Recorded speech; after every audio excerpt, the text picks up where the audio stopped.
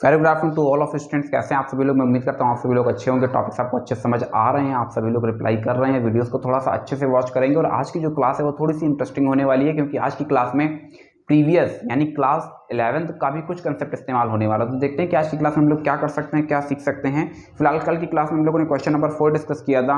मेरी बुक से है पेज नंबर 21, मेरी बुक से है पेज नंबर 21। हम लोग डिस्कस कर रहे हैं question number 4।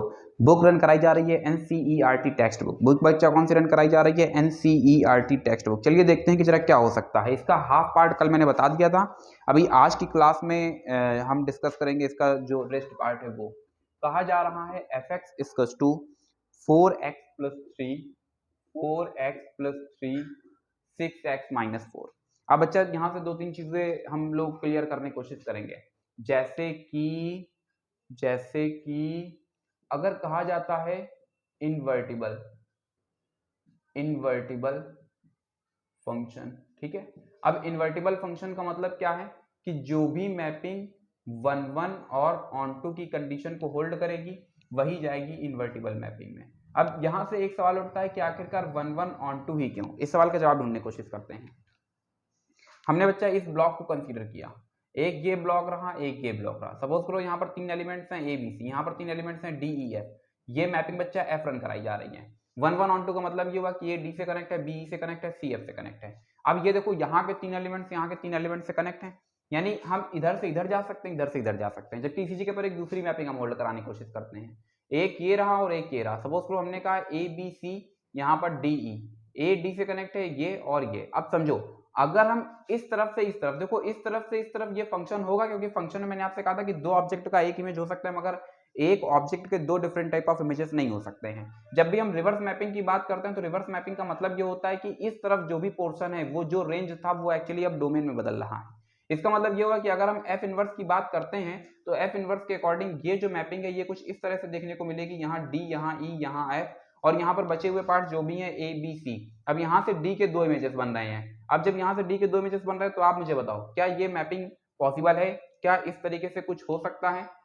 E is connected by सी। तो बच्चा ये महज एक रिलेशन होगा। मैं इसीलिए आपको स्टार्टिंग से बोल रहा था कि if you want to learn the relation and function for class 12th standard then you should also watch the videos of class 11th। Class 11th अभी भी कुछ नहीं बिगड़ा। क्लास 11th के set theory, relation and function की videos को अच्छे से वॉच करें। हालांकि Anushka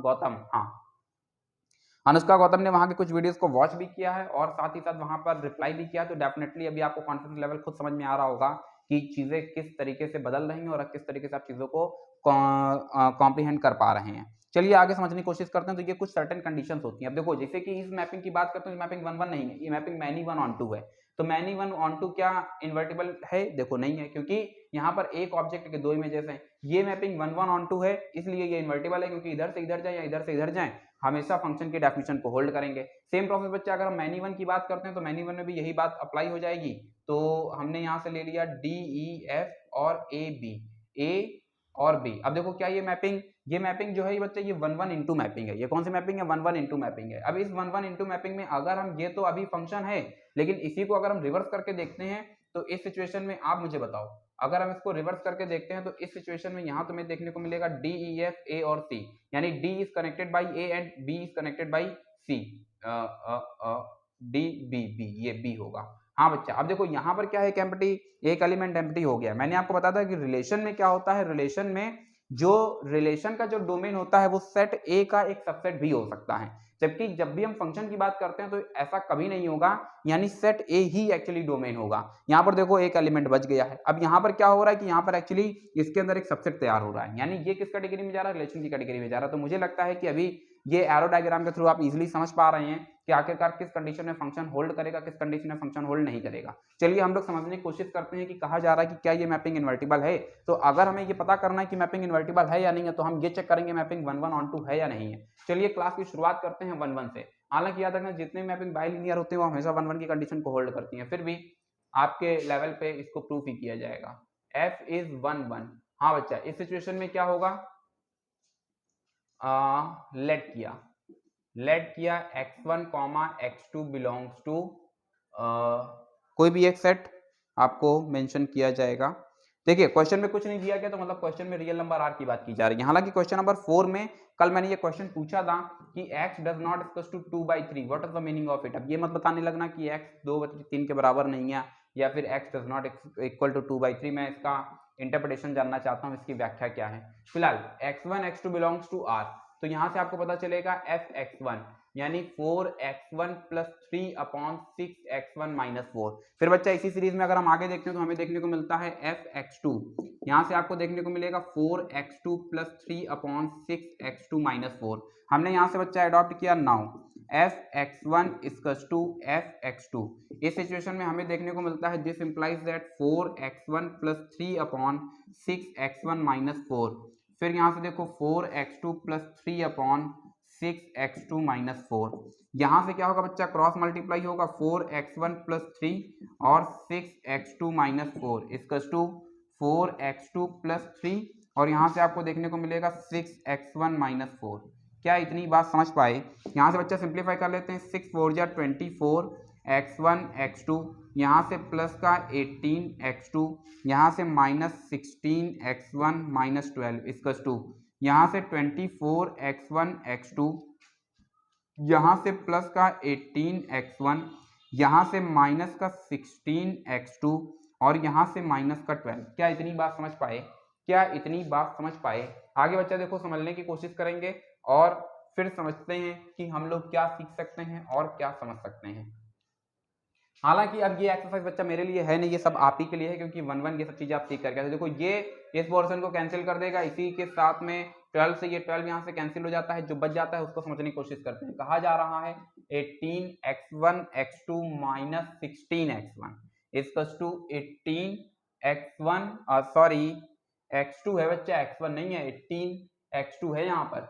then 18x2 minus 16x1 equals to 18x1 minus 16x2। यहाँ से अगर हम सिंप्लीफाई करने की कोशिश करते हैं तो इसको इधर ले आओ, देन 18x2 माइनस x1, इसको इधर ले जाओ 16x1 माइनस x2। हमने क्या किया बच्चा, दोनों को वन साइडेड ही ले आए, तो हमें देखने को मिलता है x2 minus x1, x2 minus x1। क्या ही चल रहा है, कुछ बच्चा गड़बड़ हो गया है यार। ये देखो बीच में इक्वल साइन लगा हुआ है, हाँ ठीक है यार, इक्वल साइन देखो यहाँ पर भी चल रहा है। अब देखो बच्चे क्या है कि अगर हम x1 और x2 समझने की कोशिश करना, एक्चुअली हमको चाहिए था x1 इक्वल टू x2। इधर से देखो ये x2 वाले सारे टर्म्स एक साथ लेकर के आओ, 16x2 देन 18x1, हाँ ये सही है, सॉरी अब सही है। इसको देखो बच्चा, तो 18 2 24 34 x2 इक्वल्स टू, इसको फिर ऐड कर देते हैं, देन 34x1, कुल मिलाकर के x1 equals to x2 generate होता है। लिया क्या था, fx1 इक्वल्स टू fx2 लिया था, fx1 इक्वल्स टू fx2 लिया था। हालांकि यहां से ये प्रूव होता है this implies that f is 1 1, f is 1 1। क्या मेरी इतनी बात समझ पाए? क्या मेरी इतनी बात समझ पाए? अब 1 1 की कंडीशन में सौम्या को थोड़ी सी दिक्कत आ रही थी, समझने की फिर कोशिश करेंगे। यहाँ जो डेफिनेशन लिखी गई, इस डेफिनेशन का मतलब समझो। आपको कहा जाता है, मैंने थ्योरेटिकली भी आपको बताया कि फॉर एवरी नेचुरल या रियल जो भी है नंबर सिस्टम से, for every natural value of set B there exist one and only one natural value in a set A. इसका मतलब यह है कि अगर सेट बी में एक एलिमेंट एग्जिस्ट कर रहा है तो उसके करस्पॉन्डिंग सेट ए में भी एक और केवल एक ही एलिमेंट एग्जिस्ट कर रहा है। अब यहां पर हमने कहा कि नहीं, सेट बी में दो एलिमेंट्स एग्जिस्ट कर रहे हैं मगर वो दोनों इक्वल है, तो यहां पर वो बात प्रूव होकर के आई है कि हाँ, तो सेट ए में भी दो एलिमेंट्स एग्जिस्ट कर रहे हैं मगर वो दोनों आपस में इक्वल है। अब देखो दो एलिमेंट्स एग्जिस्ट कर रहे हैं, दोनों इक्वल है, और आप जानते हैं कि repetition is not allowed in a set, तो मतलब क्या है, वो सिंगल एक ही एलिमेंट तो है, तो वही बात सामने निकल करके आ रही है। मुझे लगता है 1 1 की ये जो डेफिनेशन है ये भी आपको अच्छे से क्लियर हो गई होगी। फिर भी अगर कोई डाउट है then feel free to contact me. चलिए आगे समझने की कोशिश करते हैं। अब हम बढ़ रहे हैं ऑन टू की तरफ, हेडिंग डाल देंगे f इज ऑन टू। हाँ बच्चा, f इज ऑन टू ये सेकंड जाएगी, सेकंड कंडीशन जाएगी, ये फर्स्ट कंडीशन रही। हाँ, अगर ये ऑन टू हो जाता तो फिर इससे प्रूव हो जाएगा कि ये इन्वर्टिबल है। चलिए समझने की कोशिश करते हैं। यहाँ से y इक्वल्स टू आपको क्या देखने को मिल रहा है, 4x plus 3/6x minus 4, cross multiply करा दो।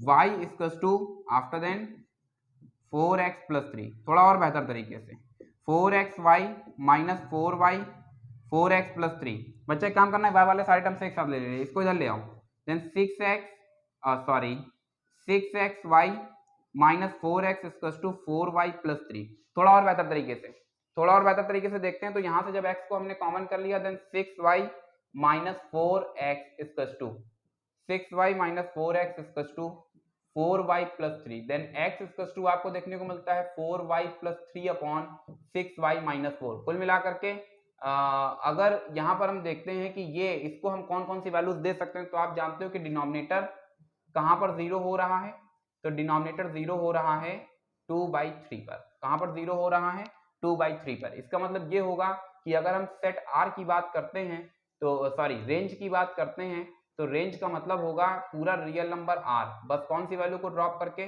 2/3 को ड्रॉप करके। अब क्वेश्चन को देख लेते हैं। हालांकि देखिए क्वेश्चन में कुछ इस तरीके की मैपिंग का जिक्र नहीं किया गया है, क्वेश्चन में कुछ इस तरह की मैपिंग का जिक्र नहीं किया गया है। हाँ बच्चा, तो अभी हम आपको बात कर रहे थे किसकी, क्वेश्चन नंबर 4 की। तो देखो बच्चा क्वेश्चन नंबर 4 में कुछ भी इस तरीके का जिक्र नहीं किया गया है, बगैर मैपिंग के फंक्शन पॉसिबल नहीं होता, जबकि वहां कुछ नहीं दिया गया है। तो मैंने इंटरप्रिटेशन आपसे कहा था, हालांकि इस सवाल का मुझे रिप्लाई नहीं मिल पाया, कोई बात नहीं, मैं अभी बता देता हूँ। x इक्वल टू 2/3 का मतलब ये हुआ कि इसको पूरा रियल नंबर r दिया जा सकता है बस 2/3 को छोड़ करके। मैपिंग एक ही है, वहां पर सेट भी एक ही है, तो इसका मतलब यहाँ पर जो मैपिंग कराई जा रही है वो सेट ए की सेट ए से कराई जा रही है। मतलब इसका ये हुआ कि r माइनस 2/3 की मैपिंग कराई जा रही है किससे, r माइनस 2/3 से। यहाँ से जरा ध्यान से देखो तो क्या ये रेंज कोडोमेन के इक्वल नहीं हो गया, बिल्कुल हो गया है। इससे हमको पता चल रहा है कि ये क्या है बच्चा, इससे हमको क्या पता चल रहा है, ये क्या है, ये बच्चा मैपिंग इन्वर्टिबल है, क्योंकि रेंज इक्वल टू कोडोमेन है। इससे पता चल रहा है कि f इज 1 1 ऑन 2। क्या पता चल रहा है, f is on 2 since f is hence f is 1 1 on 2। तो बच्चा इससे पता चल रहा है f इज इन्वर्टिबल। क्या बताएंगे, f is invertible, f is invertible. थोड़ा और बेहतर तरीके से समझने की कोशिश करते हैं। हालांकि कल जब इस क्वेश्चन को सिंप्लीफाई करके बताया था, शायद हाफ पार्ट ही सिंप्लीफाई किया था, किसी ने अभी तक रिप्लाई नहीं किया है। f ऑफ fx की वैल्यू पूछ रहा था, जब इसको सिंप्लीफाई करोगे तुमको x देखने को मिलेगा। ये जो x है ये एक्चुअली ये बता रहा है कि दो फंक्शंस आपस में इन्वर्टिबल हैं। अगर f और g दोनों आपस में इन्वर्टिबल होंगे तो f ऑपरेशन g अगर ये सच में इन्वर्टिबल है तो ये तुमको हमेशा i देंगे। क्या देंगे, i बच्चा आइडेंटिटी मैपिंग होती है। i मतलब आइडेंटिटी मैपिंग, और आइडेंटिटी मैपिंग मतलब आप जो दोगे वही आपको रिवर्स होकर के मिलेगा, ठीक है।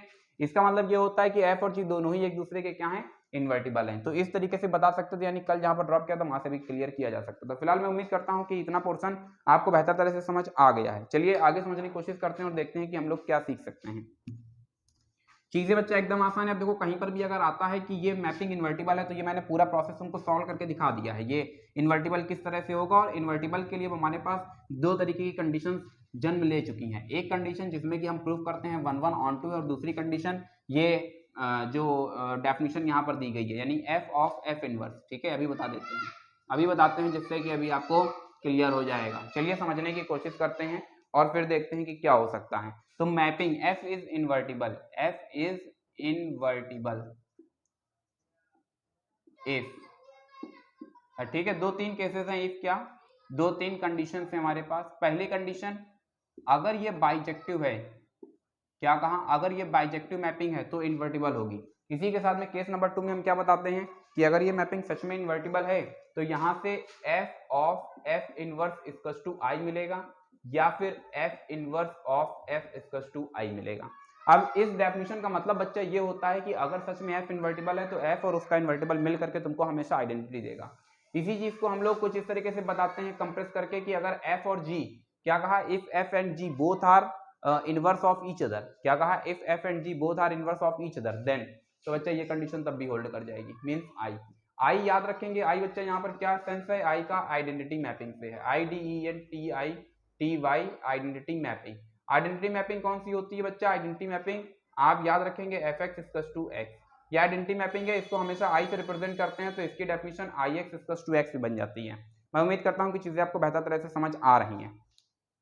क्वेश्चन नंबर 5 की तरफ बढ़ते हैं, और क्वेश्चन नंबर 5 मुझे नहीं लगता है कि एरो डायग्राम से बेहतर इसका कोई सोल्यूशन हो सकता है। कहा जा रहा है f एक मैपिंग आपको दे दी गई है, मैं सीधे जो डायग्राम को ट्रेस करके आपको बता रहा हूँ। ये एक सेट A रहा, ये एक सेट B रहा, इनके बीच में बच्चा फंक्शन f रहा। अब कहा जा रहा है 1 2 3 4, 1 2 3 4 और यहाँ से 10, 1 का इमेज 10, 2 का इमेज 10, 3 का इमेज 10 और 4 का इमेज 10। कुल मिलाकर के यहाँ पर 4 ऑब्जेक्ट का एक ही इमेज देखने को मिल रहा है। डोमेन में 4 ऑब्जेक्ट हैं जिनका एक ही इमेज है। तुम बताओ ये मैपिंग क्या 1 1 ऑन 2 है, नहीं है, तो क्या बताएंगे, since since given mapping is not bijective, therefore f is not invertible. शायद आज की क्लास इसी जगह से शुरू हुई थी और यहाँ पर मैंने बताया था कि आखिरकार इनवर्टिबल क्यों नहीं होगा। फिर बच्चे आगे समझने की कोशिश करते हैं। इसी में सेकंड पार्ट भी कर सकते हैं, थर्ड पार्ट भी कर सकते हैं। चलो थर्ड पार्ट इसका बता देते हैं। तो थर्ड पार्ट में बच्चा क्या बात कही जा रही है, थर्ड पार्ट में क्या बात कही जा रही है, देखो ये एक मैपिंग H यहाँ पर मेंशन किया गया है, ये H रही मैपिंग, ये सेट A है, ये सेट B है। यहाँ से कहा जा रहा है 2 3 4 5, 2 3 4 और 5। इसी के साथ में बच्चा यहाँ पर मेंशन किया जा रहा है 7 9 11 13, 7 9 11 और 13। बच्चा कहा गया है 2 7 3 9, 2 7 का मतलब क्या है, 2 is connected by 7, 3 9, 3 is connected by 9। After then 4 11 5 13, 4 11 and 5 13। यहां से यार देखो तुमको साफ साफ समझ में आ रहा है, क्या बताएंगे, for every value of set B there exist one and only one value in set A. ठीक है, सेट बी में अगर एक मान मौजूद है तो उस सेट बी के एक मान के लिए सेट ए में एक और केवल एक ही मान मौजूद होगा। यहां से हमको पता चलता है, क्या पता चलता है, देयरफॉर एफ सॉरी ये मैपिंग एच चल रही है, देयरफॉर एच इज 1 1। बच्चा ऑन टू के लिए बात करते हैं, ऑल्सो आपको पता चल रहा है जो रेंज है, रेंज मतलब जो इमेजेस मिल रही हैं, 2 का इमेज 7, 3 का इमेज 9, 4 का इमेज 11 और 5 का इमेज 13। तो जो रेंज है वो बच्चा किसके इक्वल हो चुका है, को डोमेन के इक्वल हो चुका है। साफ साफ पता चल रहा है। एक्चुअली ये ब्लॉक बनाओगे तो कोई घोंसला नहीं तैयार होगा, बल्कि वो उसी को डोमेन के इक्वल हो जाएगा। तो रेंज इक्वल्स टू को डोमेन हो रहा है, इससे हमको क्या पता चल रहा है, क्लियरली f इज बाइजेक्टिव। और अब अगर f बाइजेक्टिव हो जाता है तो इसका मतलब क्या है, इसका मतलब बच्चा ये है कि ये मैपिंग इन्वर्टिबल है। फिलहाल क्वेश्चन नंबर 5 मुझे लगता है बेहतर तरह से आपको समझ आ रहा है। चलिए समझने की कोशिश करते हैं और देखते हैं कि अब हम लोग आगे क्या सीख सकते हैं। क्वेश्चन नंबर 6, अच्छा देखो एक क्वेश्चन अब बताना मेरे लिए पॉसिबल नहीं हो पाएगा, इसलिए कुछ एक दो क्वेश्चन बताने के बाद में फिर इस एक्सरसाइज को क्लोज करते हैं और ये टॉपिक भी क्लोज होगा। इसी के साथ में शायद अब आगे कुछ बाइनरी से रिलेटेड हमें सीखने को मिलेगा। देखते हैं कि क्या हो सकता है। पिछले साल ये डिलीटेड सिलेबस में नहीं था, ये सब हट गया था डिलीटेड सिलेबस से। क्वेश्चन नंबर 6 और 7, देखो 7 नंबर आसान है क्योंकि एक्चुअली वहां पर को डोमेन आपको डिफाइन किया जा रहा है। क्वेश्चन नंबर 8 भी आसान है क्योंकि वहां पर भी को डोमेन आपको डिफाइन किया जा रहा है। क्वेश्चन नंबर 6 जो है वो थोड़ा सा ठीक ठाक है क्योंकि वहां पर एक फंक्शन दिया जा रहा है जिसमें बोल रहा है कि रेंज ऑफ एफ, तो फिर आपको इनवर्स फंक्शन जनरेट करना है। चलिए देखते हैं कि क्वेश्चन नंबर 6 में हम लोग क्या कर सकते हैं। ठीक है, तो मैपिंग आपको दी जा रही है, गिवन दैट पॉइंट नंबर 1, भैया पॉइंट नंबर 1 क्या है, f such that -1 to +1 tends to real number r। ठीक है, second point fx equals to x upon x plus 2, fx equals to x upon x plus 2। पूछ रहा है कि ये एकाएकी है या नहीं है। क्या पूछ रहा है, ये पूछ रहा है कि ये एकाएकी है या नहीं है। चलिए देख लेते हैं। f इज 1 1, हेडिंग डालते हैं f इज 1 1।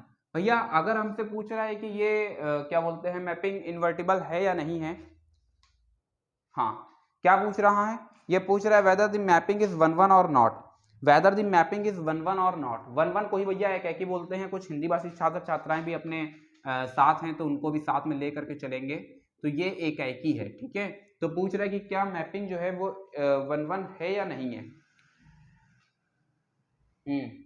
चलो देख लेते हैं। हमने दो एलिमेंट्स लिए x1, x2, हमेशा डोमेन के अंदर से जाएंगे मतलब -1 to +1 ही बिलोंग करेंगे। यहाँ से fx1 इक्वल्स टू fx1 की वैल्यू जनरेट कर लेते हैं तो x1 upon x1 plus 2, fx2 की वैल्यू जनरेट करते हैं तो x2 अपॉन x2 प्लस 2। अब हम क्या करते हैं, fx1 equals to fx2 adopt कर लेते हैं। यहाँ से देखने को मिलता है x1 upon x1 plus 2 equal to x2 upon x2 plus 2। थोड़ा बेहतर तरह से, कैसे, थोड़ा सा बेहतर तरह से क्रॉस मल्टीप्लाई क्यों नहीं करा देते हो? f(x1) equal to f(x2), this implies that, हाँ बच्चा क्रॉस मल्टीप्लाई कराया तो x1 x2 plus 2x1 equal to x1 x2 plus 2x2। ये देखो दोनों यहाँ से कैंसिल हो जाएंगे, यहाँ से तुमको देखने को मिलेगा 2x1 इक्वल टू 2x2, 2 से 2 कैंसिल होते हैं तो मिलता है x1 इक्वल टू x2। क्या पता चल रहा है? पता चल रहा है कि मैपिंग इज 1 1। क्या पता चला? Mapping is 1 1।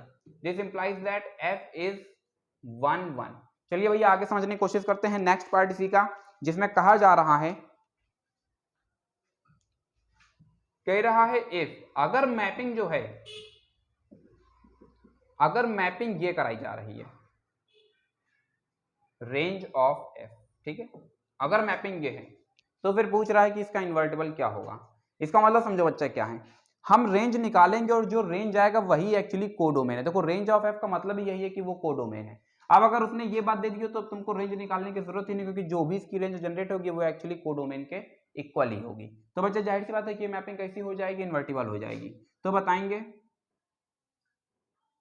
Then range equals to codomain. अब यही बच्चा कोडोमेन है, और जो कोडोमेन उसमें खुद ही वो बोल रहा है कि रेंज ऑफ f, तो मतलब रेंज जो है वो कोडोमेन के इक्वल है। This implies that f is bijective. अब अगर f बाइजेक्टिव हो चुका है तो इसका मतलब क्या है कि उसका हम इनवर्स आसानी से निकाल सकते हैं। चलिए भैया अगर इसका हम सच में इनवर्स आसानी से निकाल सकते हैं तो भैया हमें क्या देखने को मिलेगा? हमें देखने को मिलेगा नाउ इन्वर्टिबल फंक्शन के लिए f(x) equals to x upon x plus 2, then y equals to x upon x plus 2। हमने सिंप्लीफाई किया, then xy plus 2y equals to x। थोड़ा और बेहतर तरीके से xy minus x equals to minus का 2y, x को ही कॉमन कर लिया, then y minus 1 equals to minus का 2y, after then x equals to minus का 2y अपॉन y माइनस 1। थोड़ा और बेहतर तरीके से हम लिखना चाहें तो x equals to 2y upon 1 minus y। बच्चा ये रहा आपका फाइनल आंसर। मैं उम्मीद करता हूं कि चीजें आपको बेहतर तरह से समझ आ रही हैं। x को ही हम बताते हैं क्या? f inverse y। x को ही हम क्या बताते हैं? f inverse y।